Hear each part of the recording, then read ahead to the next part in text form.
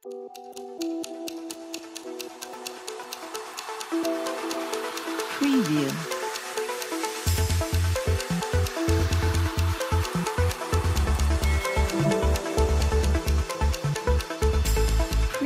बिस्मिल्लाहिर्रहमानिर्रहीम अस्सलामु अलैकुम। औकात टीवी खुश आमदेद। मैं तुहाडा मेज़बान अब्दुल जब्बार अंसारी ते मेरे नाल इस वक्त मौजूद ने मास्टर इमदाद हुसैन। असीं अज गुफ्तगू करांगे मास्टर इमदाद हुसैन नाल धोबी दा कुत्ता ना घर दा ना घाट दा। इहदा पस मंज़र की है, इहदा पिछोकड़ की है, ये सानूं दस्सणगे मास्टर इमदाद हुसैन। अस्सलाम वालेकुम मास्टर जी। जी वालेकुम सलाम। मास्टर जी बहुत बहुत शुक्रिया, अज फिर तुसीं सानूं टाइम दिता। अज सानूं दसो जी, धोबी दा कुत्ता घर दा ना घाट दा, इहदा की पस मंज़र, इहदा पिछोकड़ की है, ये गल किवें बनी?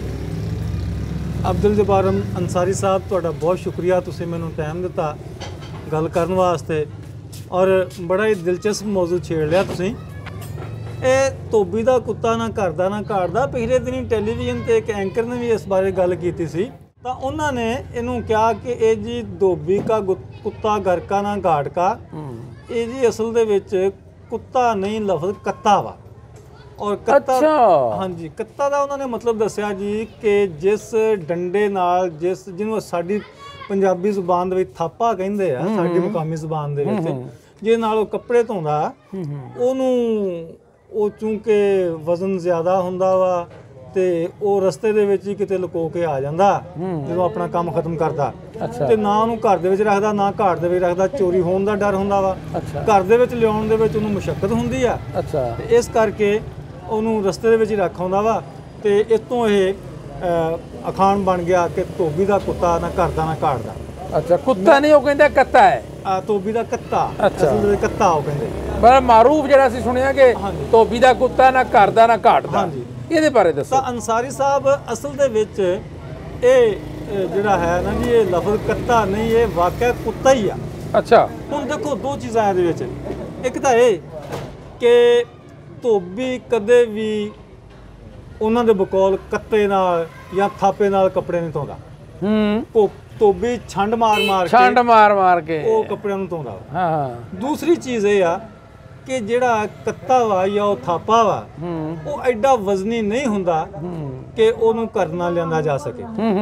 ਔਰ ਫਿਰ ਉਹ ਕੋਈ ਜਾਨਦਾਰ ਚੀਜ਼ ਨਹੀਂ, ਕੋਈ ਅਹਿਸਾਸ ਰੱਖਣ ਵਾਲੀ ਚੀਜ਼ ਨਹੀਂ। ਉਹਨੂੰ ਕੀ ਆ, ਉਹ ਧੁੱਪੇ ਪਿਆ ਰਵੇ, ਛਾਵੇਂ ਪਿਆ ਰਵੇ, ਪਾਲੇ 'ਚ ਪਿਆ ਰਵੇ, ਗਰਮੀ 'ਚ ਪਿਆ ਰਵੇ, ਉਹਦੇ ਸਿਹਤ ਤੇ ਕੋਈ ਅਸਰ ਨਹੀਂ ਪੈਂਦਾ। ਅਸਲ ਦੇ ਵਿੱਚ ਜੱਬਾਰ ਸਾਹਿਬ, ਇਹ ਕੁੱਤਾ ਹੀ ਆ। ਅੱਛਾ।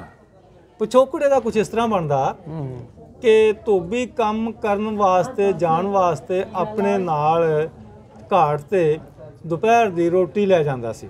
ਠੀਕ ਹੈ। ਤਾਂ ਕੁੱਤਾ ਵੀ ਉਹਦੇ ਨਾਲ ਨਾਲ ਹੀ।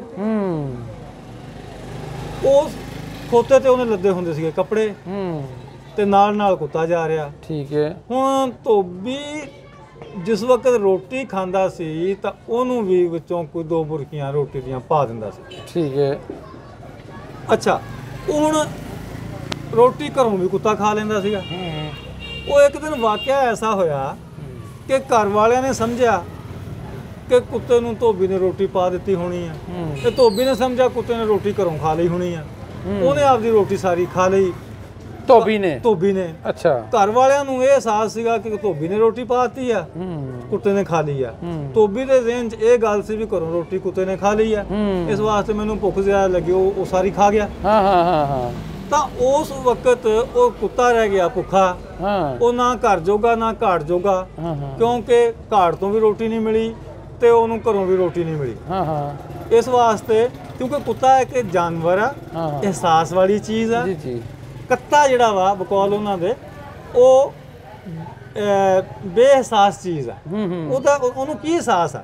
ਧੁੱਪੇ ਹੋਵੇ, ਛਾਵੇਂ ਹੋਵੇ, ਜਿੱਥੇ ਮਰਜ਼ੀ ਪਿਆ ਹੋਵੇ, ਨਾਨਸੈਂਸ ਚੀਜ਼ ਹੈ। ਦੂਸਰੀ ਇੱਕ ਹੋਰ ਇਹਦੇ ਵਿੱਚ ਇੱਕ ਨੁਕਤੇ ਦੀ ਗੱਲ ਅਬਦੁਲ ਜੱਬਾਰ ਅੰਸਾਰੀ ਸਾਹਿਬ ਇਹ ਆਉਂਦੀ ਆ ਵੀ ਜਿਸ ਡੰਡੇ ਨਾਲ, ਜਿਸ ਕੱਤੇ ਨਾਲ ਉਹਨੇ ਰੋਜ਼ੀ ਕਮਾਉਣੀ ਆ, ਤੇ ਉਹ ਘਰ 'ਚ ਚੱਕ ਕੇ ਲਿਆਉਣ ਵਾਸਤੇ ਉਹਨੂੰ ਮੁਸ਼ੱਕਤ ਦਾ ਸਾਹਮਣਾ ਕਰਨਾ ਪੈਂਦਾ। ਇਹ ਕੋਈ ਗੱਲ ਬਣਦੀ ਜੁੜਦੀ ਨਹੀਂ ਬਣਦੀ ਗੱਲ। ਅਸਲ ਦੇ ਵਿੱਚ ਇਹ ਕੁੱਤਾ ਹੀ ਆ, ਧੋਬੀ ਦਾ ਕੁੱਤਾ, ਨਾ ਘਰ ਦਾ ਨਾ ਘਾਟ ਦਾ। ਘਰ ਵਾਲਿਆਂ ਨੇ ਸਮਝਿਆ ਧੋਬੀ ਨੇ ਰੋਟੀ ਪਾਤੀ ਆ, ਧੋਬੀ ਨੇ ਸਮਝਿਆ ਘਰ ਵਾਲਿਆਂ ਨੇ ਰੋਟੀ ਖਵਾਤੀ ਆ ਕੁੱਤੇ ਨੂੰ, ਕੁੱਤਾ ਵਿਚਾਰਾ ਭੁੱਖਾ ਰਹਿ ਗਿਆ। ਚਲੋ ਮਾਸਟਰ ਜੀ, ਹੁਣ ਅਸੀਂ ਇਸ ਤੇ ਗੁਫ਼ਤਗੂ ਕਰਦੇ ਹਾਂ ਕਿ ਇਹ ਕਿਸ ਮੌਕੇ ਤੇ ਬੋਲਿਆ ਜਾਂਦਾ ਹੈ ਆਮ? ਇਹ ਜੁਮਲਾ ਐਸਾ ਆਦਮੀ ਜਿਹਨੂੰ ਦੋਵਾਂ ਪਾਸਿਆਂ ਤੋਂ ਕੋਈ ਉਮੀਦ ਹੋਵੇ, ਅੱਛਾ, ਤਵੱਕੋ ਰੱਖੀ ਹੋਵੇ।